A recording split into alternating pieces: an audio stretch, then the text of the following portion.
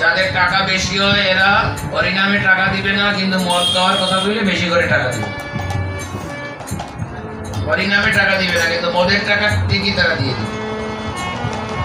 সামনে দুর্গাপূজা আছে না, তাদের শার্ট নাই শাড়ি নাই, তাদেরকে একটা শার্ট দিবে না, কিন্তু দুর্গাপূজায় দুর্গার যাত্রার সময় মদটুকু অন্তত পক্ষে দিয়ে দিবে। বাংলাদেশের স্বরাষ্ট্র উপদেষ্টা একটু পাগল আছে, এরপরেও ভালো কথা বলেছে, তারে ভালো কথা বলার পরে সবাই এখন গালাগালি করছে। সে বলেছে যে দুর্গাপূজায় মদ গাঁজা যেন ব্যবহার না হয়, আমরা কঠোরভাবে ব্যবস্থা নিই। এইদিকে সে ভালো কথা বলছে, কিন্তু মাঝে মাঝে পাগলামি করে। ও পাগলামি নিয়ে একদিন কোনো দরকার নেই, কিন্তু ভালো কথা বলছে, তুমি তাকে সাবুন দিবে না? যে কথা বলার পরে এখন সবাই তাকে গালাগালি করছে। এই বড় বড় লোকজন গিয়ে এই নারীর পাশে গিয়ে বসতো, একটা করে গান শুনতেছে আর টাকা দিবে তো হাতে, দিচ্ছে নারীর পায়ে, টাকাটা পায়ে বেঁচে। তাহলে এই অর্থ, এই যে অর্থের যদি এই ধরনের অপমান করা হয়, অর্থ কি তোমার কাছে থাকবে? দিয়ে দন দেখে মন গাইরা নিতে কতক্ষণ। তাই অর্থের সুবিচার করতে হবে। অর্থের যদি সুবিচার আপনি না করেন, অর্থটা যদি ভগবত কাজে, ভগবানের সেবায়, এই ধরনের পিতৃযোগ্য মাতৃযোগ্যে যদি অর্থ না লাগানো হয়, তাহলে সেই অর্থ অনর্থ হয়ে যাবে। আমাদের যতটুকু জানা মতে বাপি প্রভু তার জীবদ্দশায় ভাগবতে তার অর্থটা দিত, ভগবানের সেবা তার অর্থটা দিত, যতটুকু পারে আমার জানা মতে সে অর্থটা সৎ কাজে লাগাইছে। কিন্তু ভগবান বাদী যে কোনো পূর্বগত জন্মের কোনো দুষ্কৃতি কর্মের কারণে কিছু কষ্ট হয়েছে, এর মধ্যে রোগ সবার আসবে, সবাই প্রস্তুত থাকে। মরার কথা হয়তো আজকে মরবেন 5 দিন পরে, মরাটা তো সঠিক, মৃত্যুটাকে তো কেউ বলতে পারবে না। ঠিক তদ্রূপভাবে তার অর্থটা সৎ কাজে লাগানোর জন্য তার পুত্র, তার পরিবার পরিজন আজকে সৎ কাজে ভগবানের সেবার মাধ্যমে, সাধুগুরু বৈষ্ণব ভক্তকে গৃহে আমন্ত্রণ করার মাধ্যমে এই পিতৃদেবতার উদ্দেশ্যে, পূর্বপুরুষের উদ্দেশ্যে আজকে মহা মহোৎসবের আয়োজন হয়েছে। তাই সমস্ত বড় লোকরা গান শুনে শুনে টাকা দিচ্ছে, টাকা দিয়ে গান শেষ হয়ে গেল, সবাই চলে গেল, কিন্তু এই অজামিল আকৃষ্ট হয়ে গেল। দেখলো মেয়েটার যৌবনটা তো খারাপ না, রূপটা তো খুব ভালো, দেখতে খুব নাতস নতস, বয়সটাও কম, যাক এর পেছনে একটু সময় দেওয়া যাক। যখনই আপনার অর্থ এবং যখনই আপনার কামভাব উৎপন্ন হবে, তখন এই অসুর থেকে আপনি কাউকে রক্ষা করতে পারবেন না। যিনি এই নর্তকী, যিনি এই নর্তন করে অন্যান্য পরলোকদের খুশি করছেন, তিনি অজামিল নামক ব্রাহ্মণকে দর্শন করে বলছেন, হে ব্রাহ্মণ, আপনার তো এখানে কোনো কাজ না, আপনি এখানে আসছেন কেন? এখানে আসবে যাদের অর্থ সম্পদ, নারী কামভাবে জর্জরিত, আপনি তো জগৎ হিতের জন্য, কল্যাণের জন্য যজ্ঞ করছেন, আপনি কেন এই কল্যাণের যজ্ঞ বাদ দিয়ে আপনি আমার কাছে, আমার মতো একটা কামুক নারীর কাছে বসে রয়েছেন? তোমার দেখতে খুব ভালো লাগছে, তোমার চেহারাটা ভালো, তোমার রূপ ভালো, তোমার যৌবনটা, বয়সটা তো কম তোমার, আমি আর যজ্ঞ করিয়ে লাভ হবে না, আমি আর যাচ্ছি না, যজ্ঞ করবো না। পথভ্রষ্ট হয়ে গেলেন ব্রাহ্মণ পুত্র জামিল। পথভ্রষ্ট হয়ে তিনি এই নারীর মায়া কামের বন্ধনে আবদ্ধ হয়ে গেলেন। ওনার পিতা জানলেন তিনি একটা ব্রাহ্মণ হয়ে তিনি একটা বেশ্যার সাথে সম্পর্ক গড়ে তুলে দেন। পিতা তেজ্যপুত্র করলেন। তেজ্যপুত্র করলে কি হয়? বাড়ির থেকে টাকা যায়, তেজ্যপুত্র তেজ্যপুত্র হলে বাড়ি থেকে বাড়ি ছেড়ে দিতে হয়, বাড়িতে থাকতে দেয় না। আর গেলেও 1-2 দিন মোটে খাবার দেয়, তারপরে আবার বিদায় করে দেয়। এখন ব্রাহ্মণ অজামিল তেজ্যপুত্র, বাড়ি নাই ঘর নাই, বনের মধ্যে একটা ঘর বানিয়ে কামে এমন ভাবে আক্রমণ করছে, 1টা 2টা 3টা 4টা 5টা 10টা পুত্র হয়ে গেছে। কয়টা পুত্র? 10টা পুত্র। এই যে সাধু সঙ্গ, এই যে বাবার নামে সাধু সেবা হলো, এটাই তার কৃপা হয়ে গেল। এখানে আর বেশি কিছু লাগে না। সাধুগণ আসলেন, বৈষ্ণবগণ আসলেন, শাস্ত্রে বলছেন সাধু গুরুদেব বৈষ্ণব যে স্থানে পা রাখবেন, সেই সাধু গুরু বৈষ্ণবের চরণে সমস্ত তীর্থ অবস্থান করতে করতে সাধু গুরু বৈষ্ণব যে স্থানে অবস্থান করবে, সেই স্থান তৃপ্তি হবে।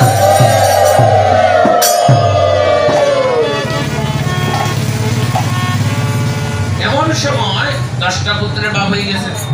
অজামিল বাঙ্গা ডাঙ্গা ঘর, তেজ্যপুত্র তো সম্পদ এমন নেই, যা কিছু কাঠ কুটা কুটিয়ে সংসারটা চালায়, কিন্তু বাচ্চা কম নয়, আপনাদের মতো না, 1টা 2টা করে একেবারে শেষ হয়ে গেছে। আর যারা বিয়ে করবে, সংসার করবে, 10টার কম নিলে অপরাধ আছে, কমপক্ষে 10টা। আর নারে তুমি যাবো না। হ্যাঁ, 50,000 পুত্র ছিল, 5,000 পুত্র ছিল, 1 কোটি স্ত্রী ছিল।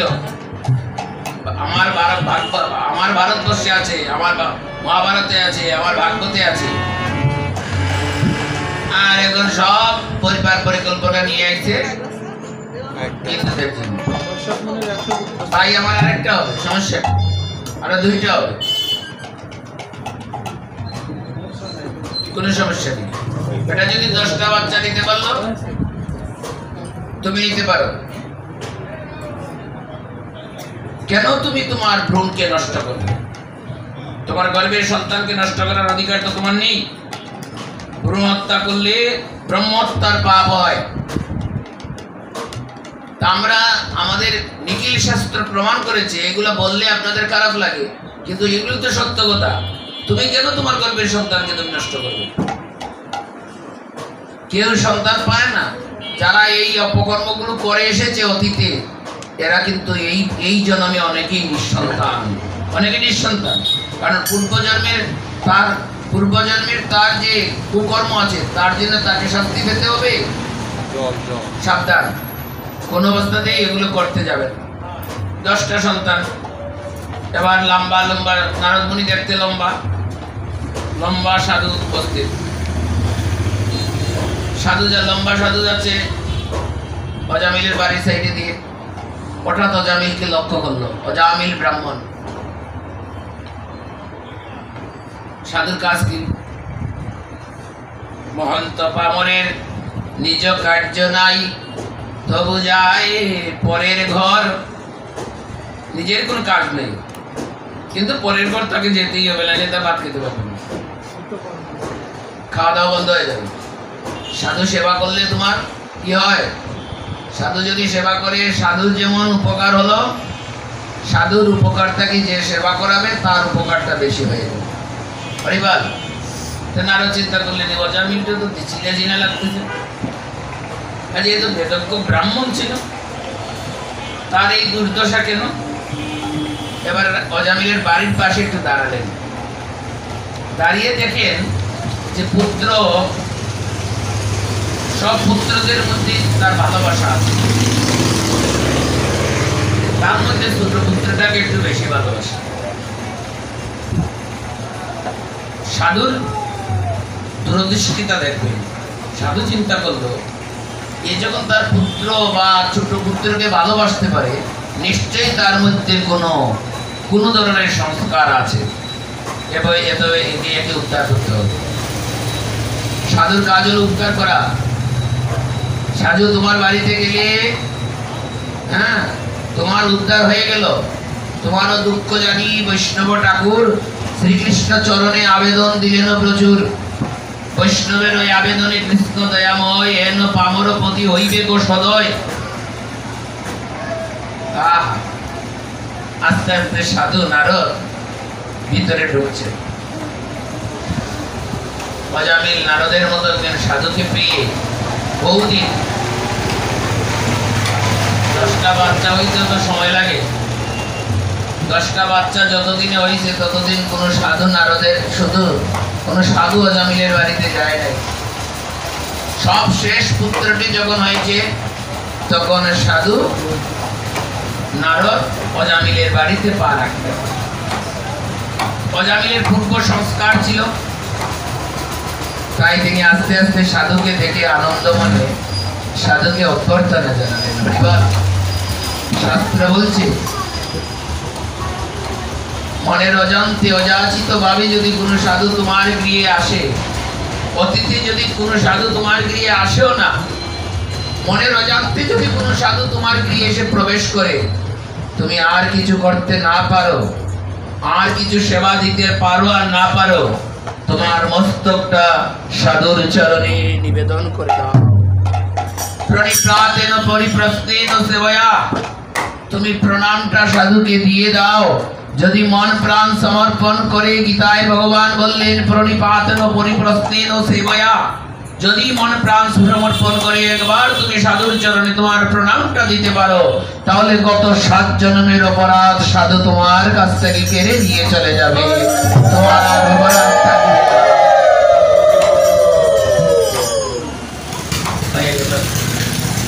অজামিলের মতো পাপী, নারী লুবি, কামক সাধুকে দর্শন করা মাত্র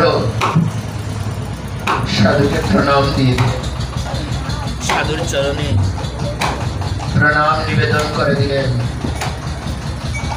সাধুকে প্রণাম করার সঙ্গে সঙ্গে তার সুকৃতিগুলো বেশে উঠতে লাগলো। সাধু বললেন, অজামিল, আমি তোমাকে চিনতে পারছি, তুমি বেদজ্ঞ, শাস্ত্রজ্ঞ, শাস্ত্র বিশারদ, একজন পণ্ডিতের ছেলে, একজন ব্রাহ্মণ। তুমি ব্রাহ্মণ হয়ে কেন আজ জঙ্গলের মধ্যে অনাচার অবিচারের মধ্যে ব্রাহ্মণের কর্ম বাদ দিয়ে তুমি এই কর্ম করছো? অজামিল তার ইতিহাস বললেন। বল, অজামিল তার ইতিহাস বলতে লাগলেন। ইতিহাস আমরা এখানে বলবো না, বিরাট ইতিহাস। বলতে বলতে নারদের কথা, তো নারদের প্রেমটা অতি গভীর, আবার প্রেমটা অতি সহজ। নারদ বলছেন, আচ্ছা আচ্ছা আচ্ছা, তো বাচ্চা কাচ্চা কয়টা হয়েছে তোমার? আর কি বলবো নারদজি, বাচ্চা তো আমার 10টা।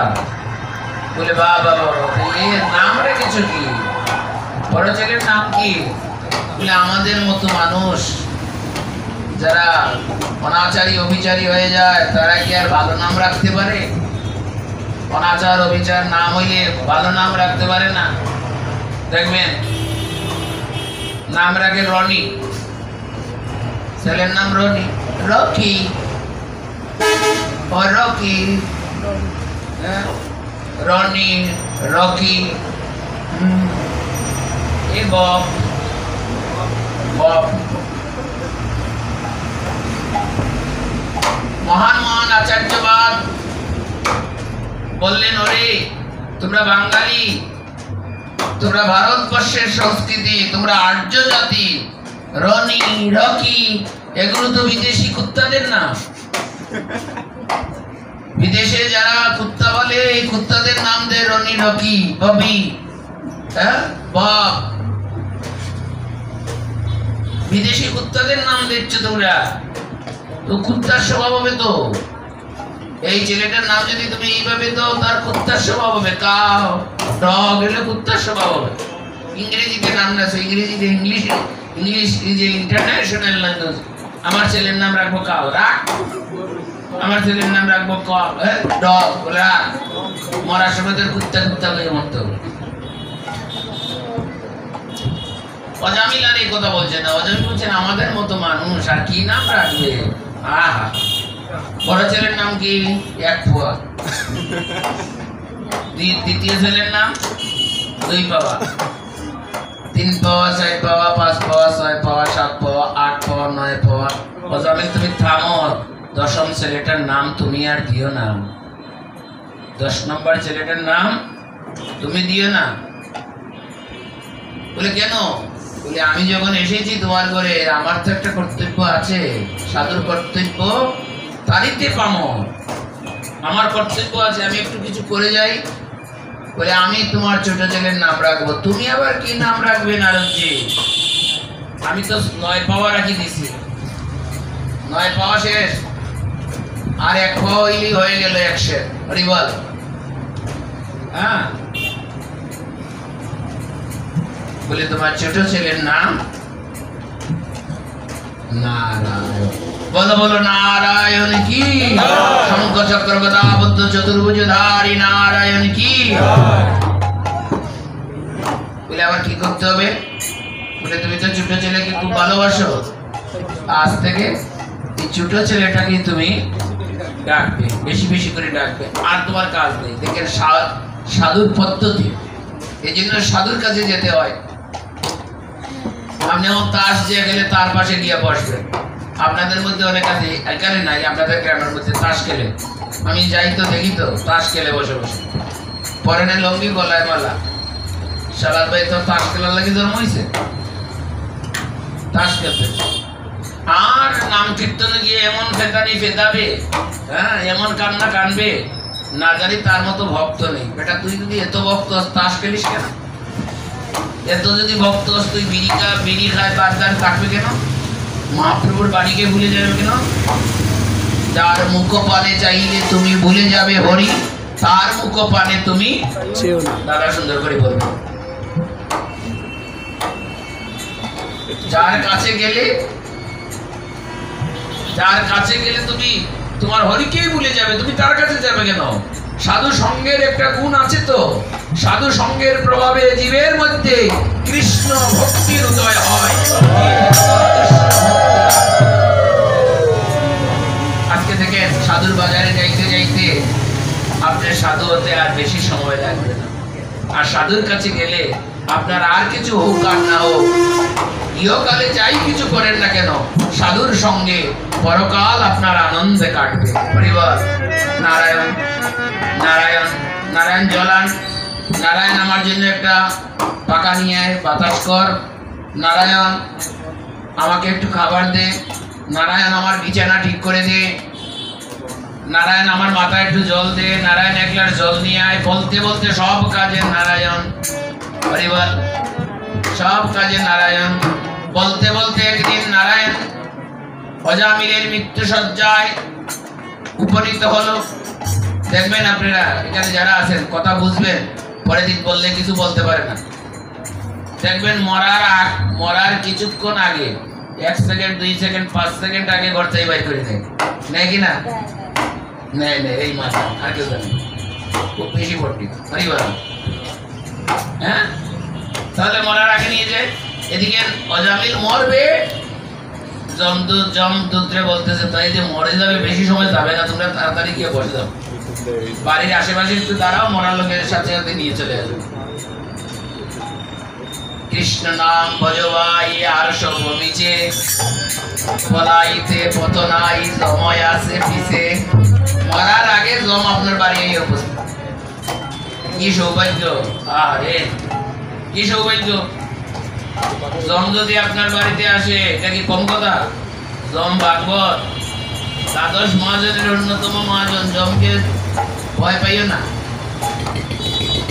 জম আইয়ে উপস্থিত। আর এদিকে জম যখন আস্তে আস্তে ঘরের ভিতরে ঢুকিয়ে অজামিলের পাশে দাঁড়াচ্ছে, তখন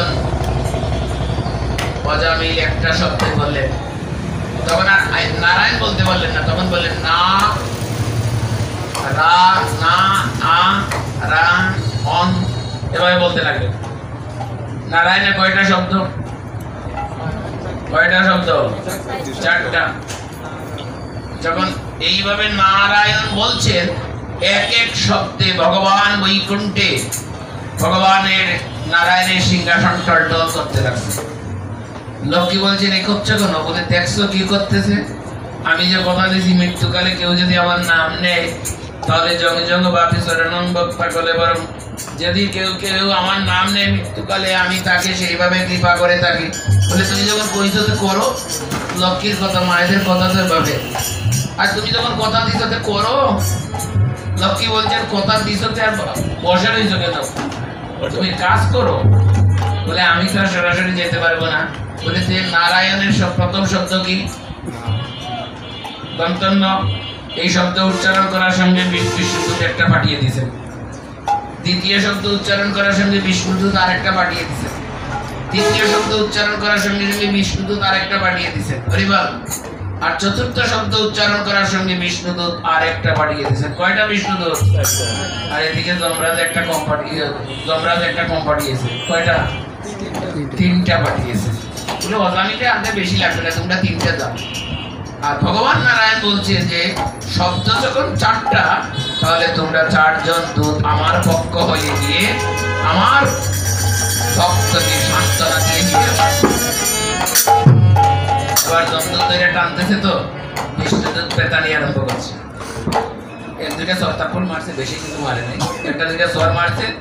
মারার পরে বিষ্ণুদূত যমদূত বলছে যে এটা তো আমাদের অধিকার, এই রাষ্ট্র এই জায়গাটা তো আমাদের, এটা অধিকার আমাদের, আপনারা আমাদের মারতেছেন কেন? বলে আমরা তোমরা মারতেছি, তোমরা বুঝো না কিছু, এটা তোমরা নিচ্ছ কেন? বলে এ তো সারা জীবন পাপ করেছে, সারা জীবন পাপ করেছে, তো সারা জীবন পাপ করে যে তাদের অধিকার তো আমাদের। বলে মানছি সারা জীবন পাপ করেছে। সে মৃত্যুকালে কি বলেছে জানিস? বলে কি বলেছে? বলে আমাদের প্রভুর নাম নিয়েছে। আমাদের প্রভু অর্ডার দিয়ে রেখেছে সারা জীবন পাপ করবে।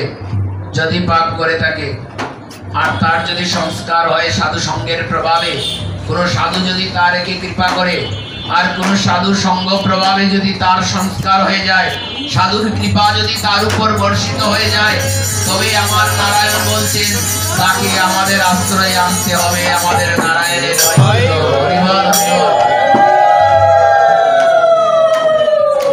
বলছে তা নয়, শুনলাম বুঝলাম আপনার নারায়ণ যে জীবিত থাকতে তো পাপ করেছে।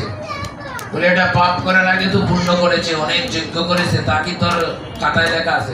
আছে, যজ্ঞের ফল আছে না? যজ্ঞ বেশি করার কারণে তার সঙ্গে সাধু সাক্ষাৎ হয়েছে। ভগবান যদি কোনো কৃপা করতে পারেন না, সাধু হইয়া যদি বলে যে ভগবান তুমি এখানে কৃপা করো, তাহলে ভগবান যদি কৃপা করার অধিকার পানো না, তাকেও না, সাধুর কারণে ভগবান কৃপা করতে পারে। এই বেটা সাধু তার বাড়িতে এ পাপ করেছিল, কিন্তু তার বাড়িতে 10টা পুত্র হওয়ার পরে তার বাড়ি সাধু গিয়েছিল না? তা তো আমাদের খাতায় লেখা নেই। বলে মূর্খ, তোর খাতায় লেখা থাকবে না তো? 10টা পুত্র হওয়ার পর ব্রহ্মাপুত্র নারদজি, যিনি সাধু শিরোমণি, এমন সাধু তার বাড়িতে গিয়ে উপস্থিত হয়েছিলেন। তখন আর তার বাড়ি বাড়ি রইল না তো, সাধুর চরণ ধুলি পাওয়ার সঙ্গে সঙ্গে তার বাড়ি তীর্থে রূপান্তরিত হয়ে গেল। হরিবল। আচ্ছা, যে তীর্থে থাকে তার কি কোনো পাপ হয় রে? বলে না, তার পাপ হয় না যদি বিশ্বাস থাকে। আরে বাবা, সে তীর্থে রয়েছিল, তীর্থে রয়ে সে সর্বদা নারায়ণ নাম উচ্চারণ করেছে। প্রভু ভুল করেছেন, সে তার পুত্র নারায়ণকে ডেকেছে। পুত্র নারায়ণকে আপনার আসতে হবে না, আমার খেয়াল আছে। পুত্র নারায়ণকে ডেকেছে। হরিবল। হ্যাঁ, আমি বুঝলাম আপনি কে লেগে আসতেছি। পুত্র নারায়ণকে ডেকেছে। পুত্র নারায়ণকে ডাকলে কি হলো? নারায়ণ ভগবানের এক নাম নারায়ণ, ঠিক আছে তো? বলে নারায়ণ ঠিক আছে। বলে নারায়ণ যদি ভগবানের এক নাম ঠিক থাকে, তাহলে ভগবান যে বলছেন যে কোনো ভাবে হোক, এক বাড়িতে মনে করো 2জন নারায়ণ আছে। হরিবল। 2জন, এক বাড়িতে 2জন নারায়ণ আছে। এখন কোনো প্রতীক এসে বাড়ির ভিতরে ঢুকেই বললো এ নারায়ণ। এখন নাম শুনে 2জন নারায়ণই বাইরে হয়ে গেছে। নাম শুনে 2জন নারায়ণ বাড়িছে। অতীতকার বলে নাই আমি বাম ঘরের নারায়ণকে ডেকেছি, ডান ঘরের নারায়ণকে ডেকেছি, বলেছে? বলে না। বলে সে যখন নারায়ণ বলেছে, সে তো আর বলেছে না আমার পুত্র নারায়ণকে আমি ডাকছি। সে নারায়ণ ডাকছে। ভগবানের নাম যদি সততম কীর্তন্ত মাং যেজন্তস্ত ধীরপ্রতা, যদি সব সময় ভগবানের নাম নেওয়া হয়, সে যদি পুত্র হয়, পরিজন হয়, কন্যা হয়, আর তার সঙ্গে যদি ভগবানের নাম লিপিবদ্ধ থাকে, তাহলে তাকে তোমরা স্পর্শ করার অধিকারই রাখো না। তার জন্য আমরা তাই বেতানি খেয়ে চলে গেছে। চলে গিয়ে যমরাজকে বলছে যে প্রভু আপনি যেখানে পাঠাবেন একটু বুঝে সুঝে পাঠাবেন না?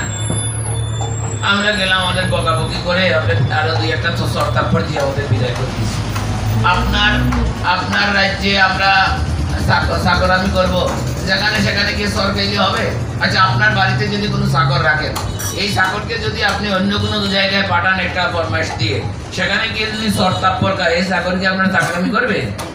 যমরাজ পাঠিয়েছে তুমি ওগুলি তুলে আনো, গিয়ে সরতাপ্পর গাইছে, বেতনি গিয়ে জমাবে আইছে, আপনার আর আপনার কোনো কর্ম করবো না। বলছে কি করতে হবে একটু বুঝিয়ে বল। বলে এই অজামিলকে তুলতে গিয়েছিলাম, বিষ্ণুদূত এসে আমাদেরকে পেতিয়ে বিদায় করে দিয়েছে। বলে কারণ কি? বলে বিষ্ণুদূত দাবি করছে অজামিল নাকি ভগবানের নাম নিয়েছে। তোমরা শুনো নাই? বলে শুনেছি, নারায়ণ নারায়ণ জপ করেছে। ওরে কি সর্বনাশ করেছিস, নারায়ণ নারায়ণ বলেছে, তোমরা তাকে শুয়েছো? বলে না, শুই নাই, ওই একটা ভালো কাজ করছে। আরে তোমরা কি তাকে প্রণাম করেছিলে? বলে না, প্রণাম করেনি। তাড়াতাড়ি যা, যে নারায়ণ নাম শব্দ উচ্চারণ করেছে তাকে গিয়ে প্রণাম করে আসছে। হরি বল, হরি বল। শোন, আজ থেকে এই দুধগণ আমি ঘোষণা করিলাম, যে মনুষ্য জাতি ভগবানের নাম গুণ কীর্তন করে, অথবা মনুষ্য জাতি নয়, যদি সে জাতিতে কুকুর হয়, পশুকুলেও জন্ম নেয়, মৃত্যুকালে যদি সে তার প্রভু আমাদের প্রভুর নাম স্মরণ করতে করতে মৃত্যুবরণ করে, সে যদি কুকুরও হয়, তাকে তোমরা স্পর্শ করিবে না। আমি এই কথা বলে শেষ করছি।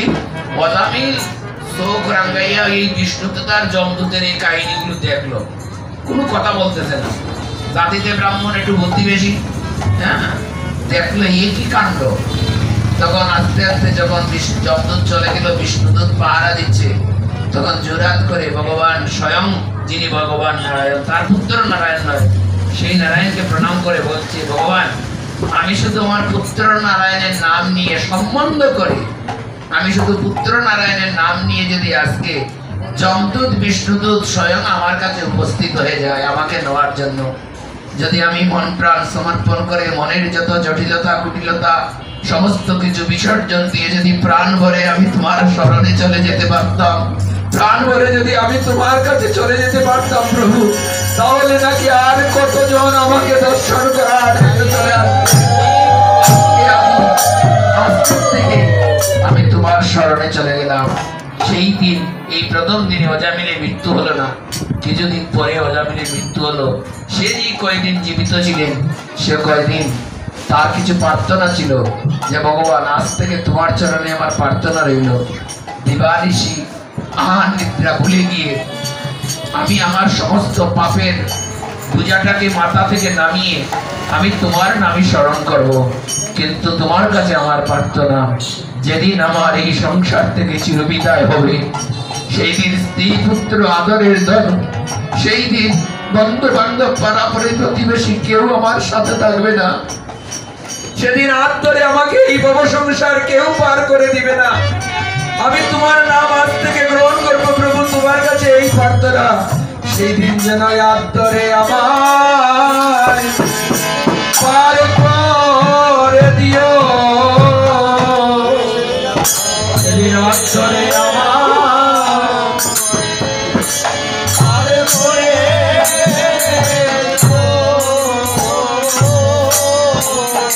তুমি ভব পারে